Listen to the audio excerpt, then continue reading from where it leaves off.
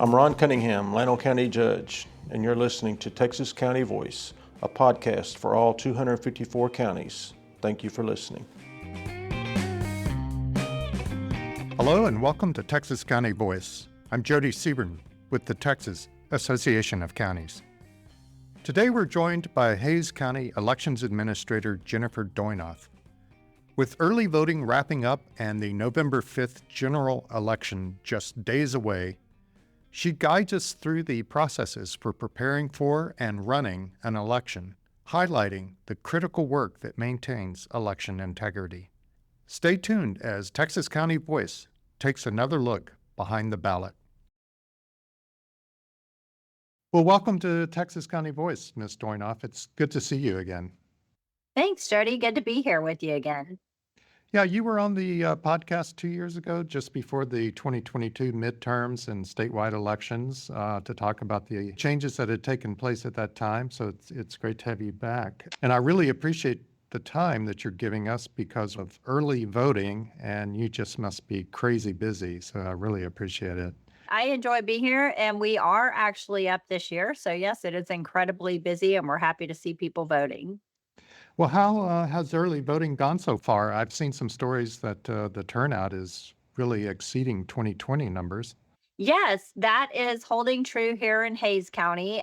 We are seeing probably about 2,500 more voters a day, maybe closer to 3,000 yesterday, more than what we saw in 2020. So we are seeing an increase in the numbers.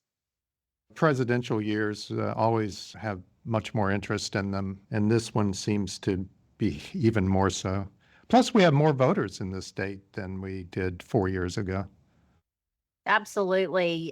We have grown here in Hays County tremendously. So we don't know if we should think that it's the growth that's causing this. I will mention that our mail ballots are down a little bit. So it could be that those persons are voting in person. We don't really know what to attribute it to yet.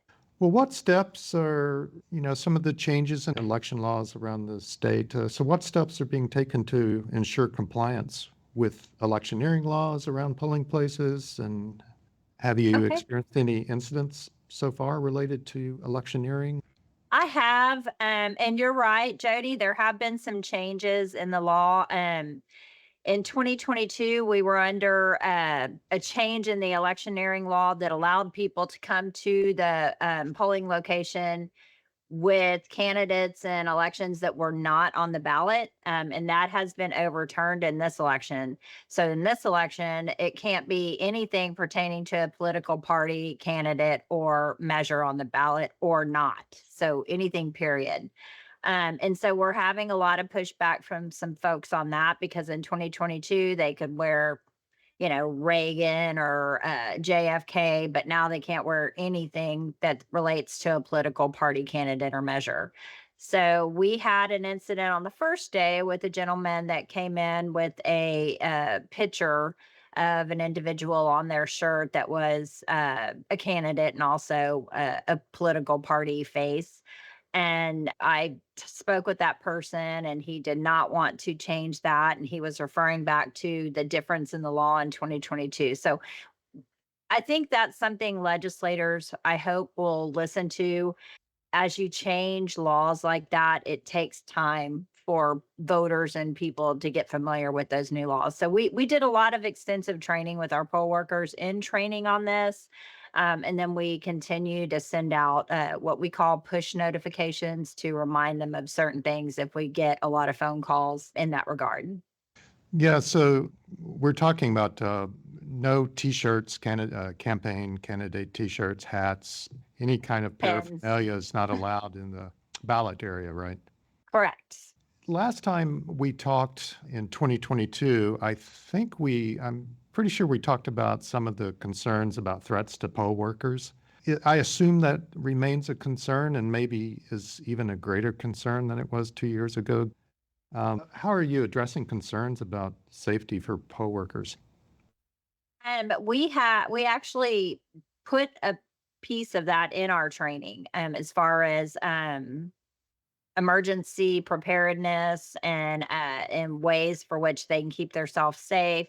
we did that a lot by talking about many different things. And one of those things being addressing social media posts, about being at the polls or working the polls or things like that, or anything that would give your personal information if you are somebody that works at the polls, particularly during the time of the election. Just not alerting people to who you are and what you're doing during time of the election, as well as making sure that when you walk to your car in the evening that there are always other people there.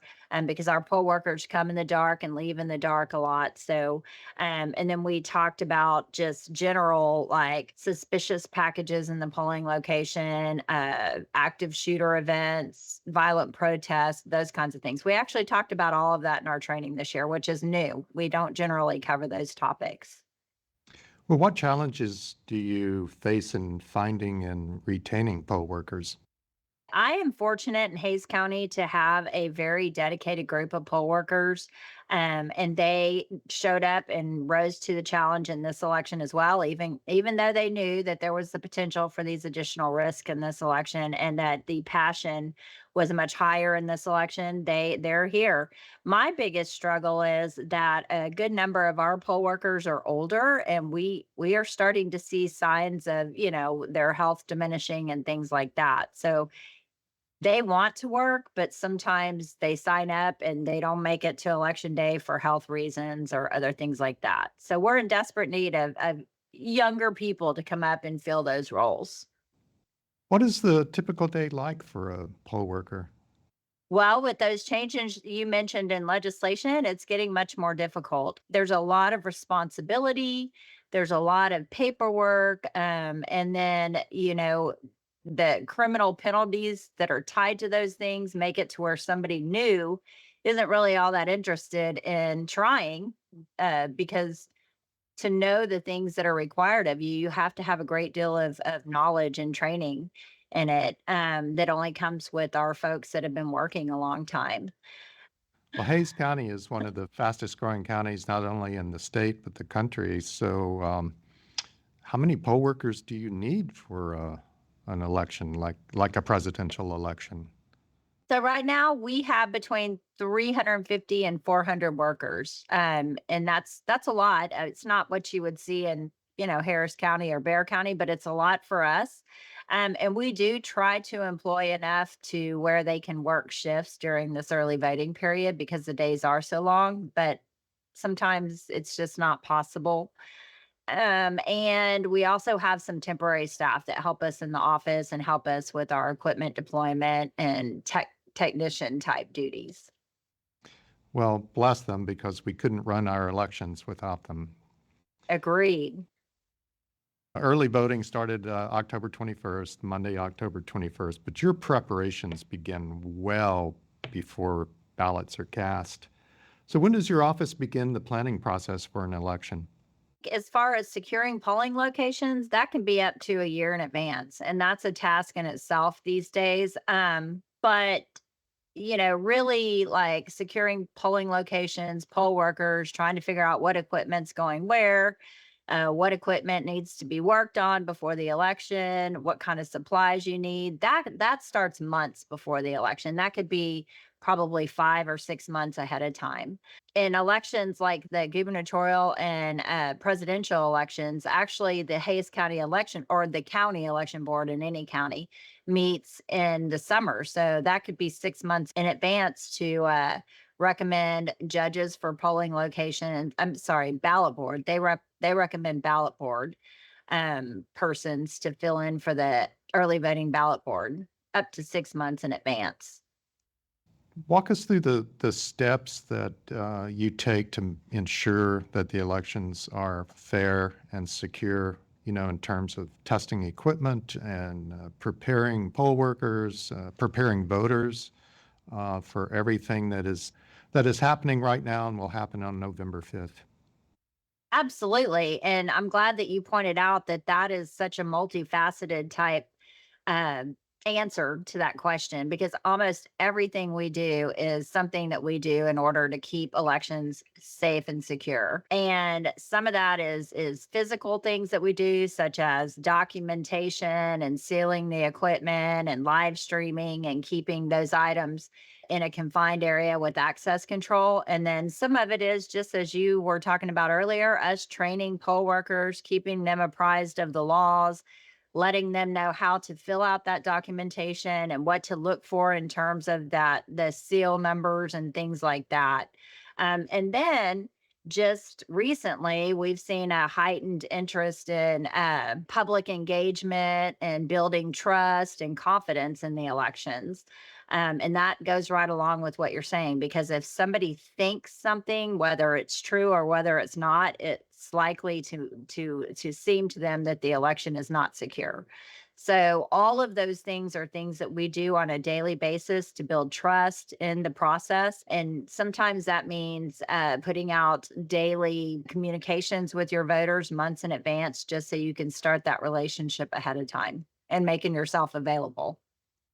How do you persuade voters that their vote counts and that they can rest assured that the election is accurate and fair? By doing a lot of public engagement, because there are a lot of misconceptions out there that, for instance, if you do a provisional ballot, provisional ballots are only counted. I've heard only counted if the election is close. I've even heard that said about mail ballots. There's a lot of misconceptions about how the process works because there's so many nuances and so many laws. So we do a lot of public engagement about all the different variations of voting to let people know that if you do a provisional and you're an eligible voter, your vote will count. And there are reasons to do a provisional when you are an eligible voter. And that gives us the opportunity to take a look at that ballot to see if that voter was in fact registered on time, if that voter may have applied for a mail ballot, but then decided to vote in person. We check to make sure we haven't received that mail ballot. That person may have registered through DPS and that information was not transmitted to us through the portal. We will check that.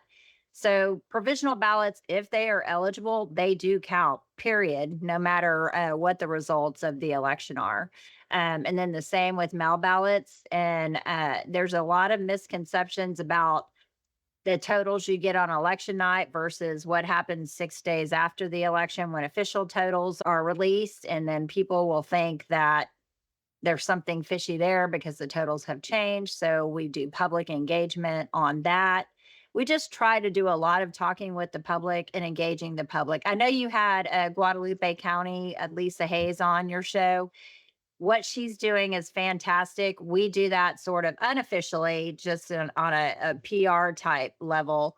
But what she's doing is spot on with trying to clear up some of these misconceptions with the public.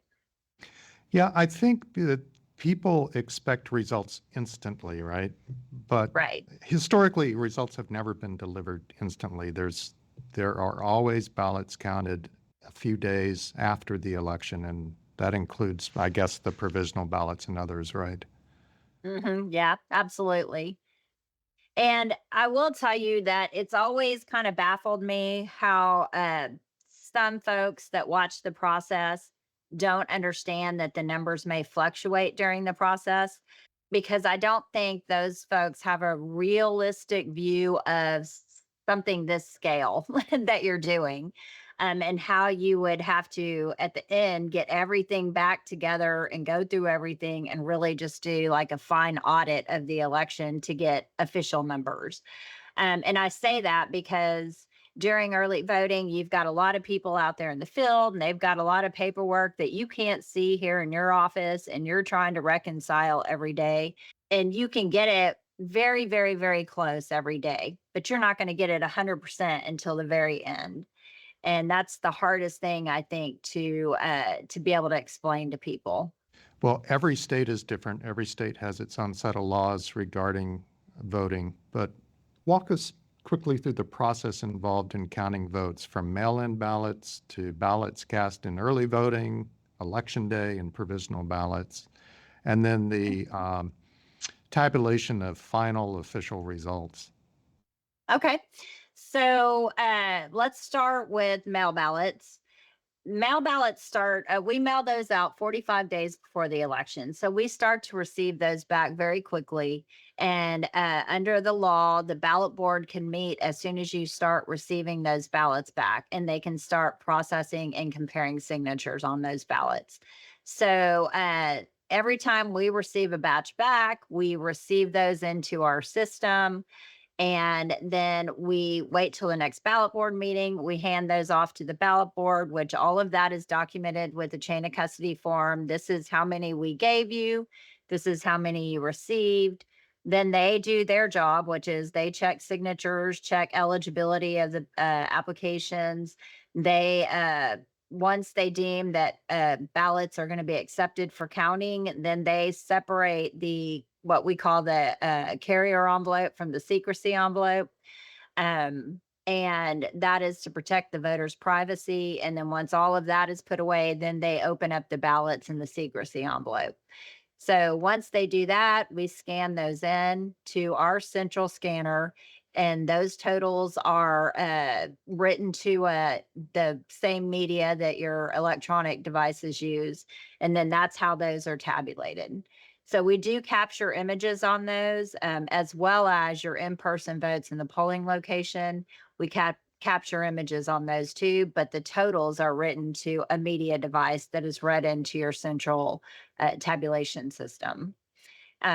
Early voting comes in after early voting. We receive all of that equipment in, and smaller counties count that on election day. Counties that are larger, I believe it's over 100,000, they can start counting those anytime after early voting.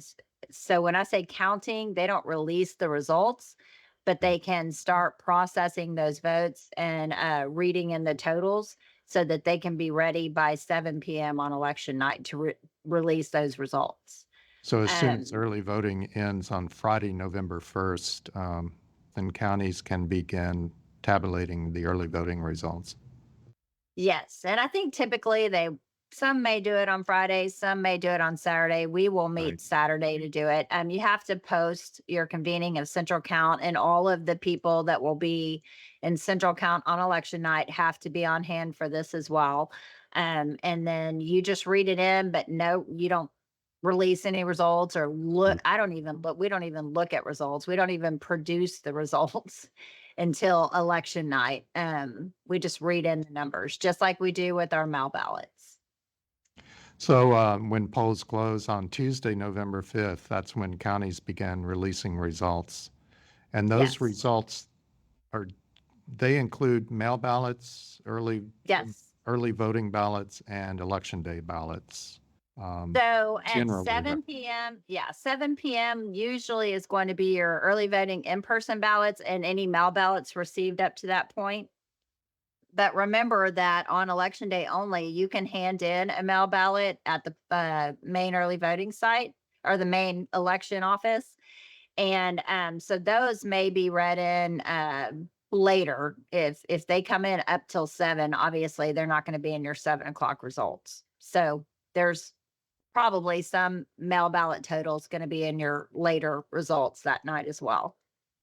And then when do results become official?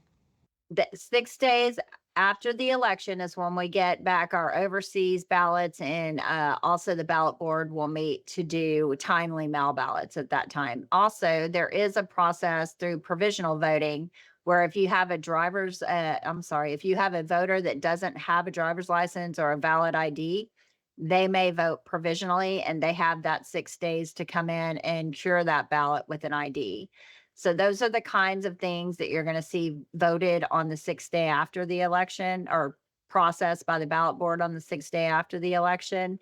And then those will be your official totals. Your election office will release official totals after they process those ballots.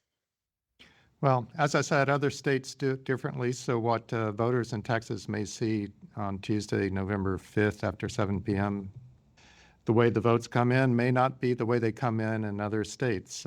So voters should keep that in mind too. Other states have different laws. Lately. On Monday, the first day of early voting, Texas Secretary of State Jane Nelson sent out a news release listing the ways, the various security protocols that should give Texas voters faith in their elections. How do you ensure compliance with state laws at the local level? So just exactly through those advisories, that's what we call them in the election office. We get advisories from the state. The state also hosts webinars, so a lot of election officials attend those webinars on a weekly basis. We have an annual law conference that we attend in Austin with the Secretary of State's office that we spend a lot of time brushing up on laws.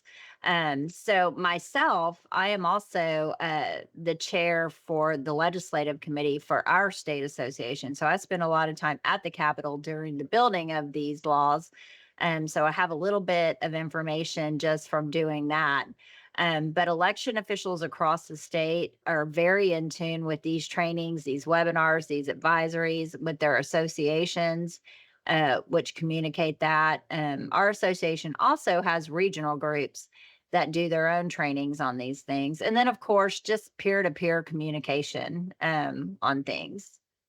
Well, I really appreciate you taking the time today to speak with us. Is there anything else you'd like to share with our listeners and voters about Tuesday's November 5th, the election? Just that it's going to be busy. So please take a look at schedules, take a look at polling locations, make a plan in advance. Some people like to go to the busiest locations because this is totally social for them. And then some people want to steer away from those. Most counties have wait times listed these days. So try to take a look at that as well as sample ballots. And we just are happy to see everybody's excited and voting in this election. Well, thank you again, and good luck with the election, and I hope everything goes well. I'm sure it will. Thanks, Jody. I sure hope so. Okay. Thank you. Thank you for listening to Texas County Voice. And a special thanks to Hays County Elections Administrator Jennifer Doinoff for sharing her insights. And to all county officials and poll workers who make our elections possible. Be sure to tune in next time for more conversations that keep you informed about county government across Texas. And to learn more about Texas counties and the Texas Association of Counties, please visit county.org. We'll see you next time.